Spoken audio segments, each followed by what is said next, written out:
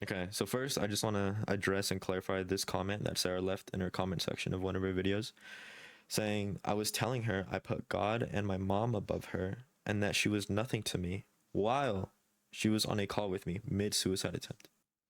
Okay, and basically just to prove that these messages are between me and Sarah, here's one of her posts that she made a couple months ago where I comment, I'm in love with your style.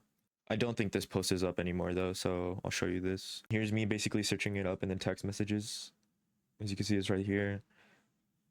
It's the exact one she posted, and I'll scroll down to our links and photos. These are all the photos we had between each other. Here's her mom and her cat. And here's a live photo just to prove this is the photo she sent me.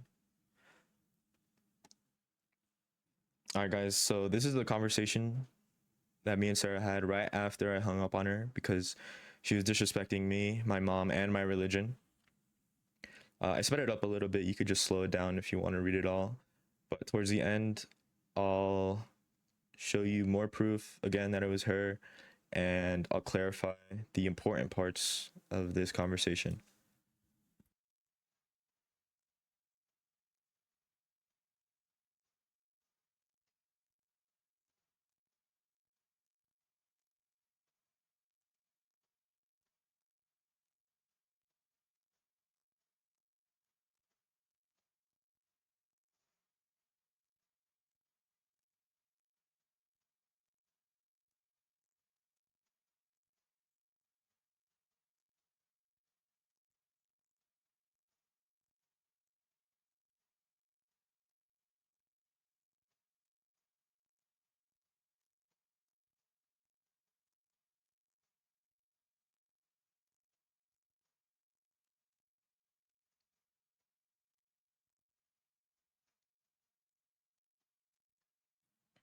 All right, guys. So I know the messages are kind of hard to understand because they're kind of scattered, not really like in order because we're always doing these kind of chain replies to each other.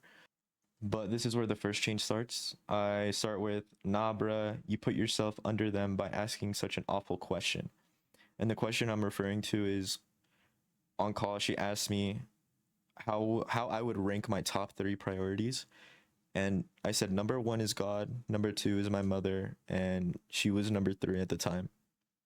So she wasn't very happy with that quote unquote ranking that I used. And she replies with, for choosing a character in a story a cult made you follow as a kid over me as I'm about to end myself, yeah, maybe I did. All right, before I continue, I just want to say I take suicide very, very seriously, guys. I've been through it myself. I know what it's like. That shit sucks. And if you're going through it yourself, please reach out to a family member, a friend, and just talk to them. That's what helped me the most. And I really hope it could help any of you guys going through it too. All right, continuing, I say, that's so bad. Don't use suicide to make me choose you over God.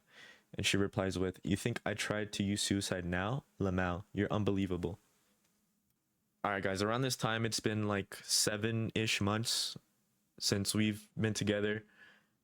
And she's used suicide 4 times, not including this one, over the course of those 7 months to make me stay. Every time I've tried to break up with her, she would say she was going to end it, and I ended up staying. You're probably wondering why I didn't like call the ambulance or something on her when she would say these kind of things to me. And that's because she told me that a while ago, she also said she was going to end her life.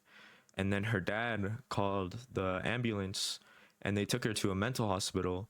And in that mental hospital, she claims she got sexually harassed by one of the doctors.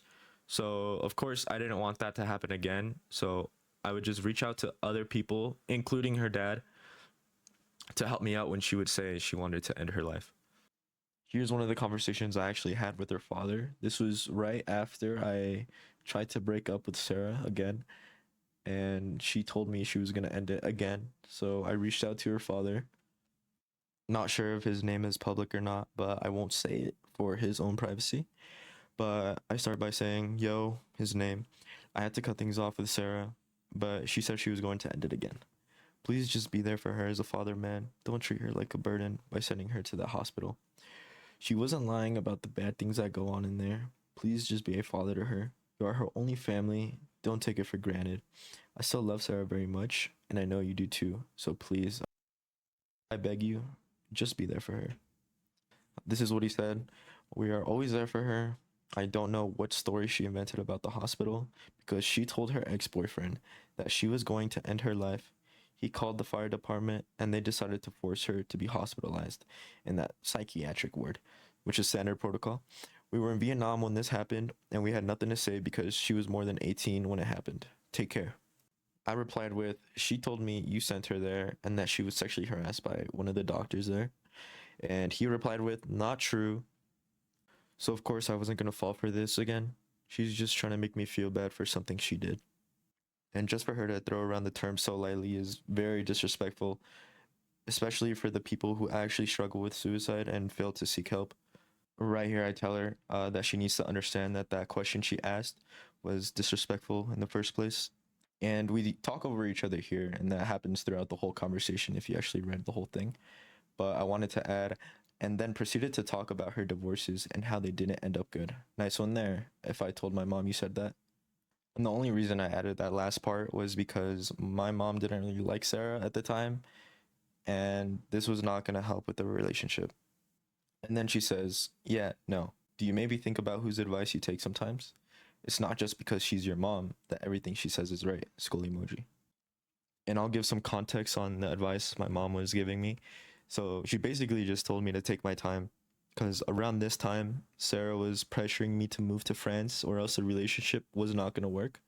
And, you know, I have a house, a car, a cat, a job, and that's a huge move, let alone to a different country. I'm definitely going to need a lot of time. But the main thing Sarah was mad about was not just my mom saying to wait, but why she said to wait. And it's because Sarah has not tried to visit me once. I've already flown to France twice to see her. She has not tried to come to the US whatsoever. And the rest of this conversation is just me getting mad at Sarah, telling her she disrespected both me and my mom for what she said because I was not living in a very good household at the time.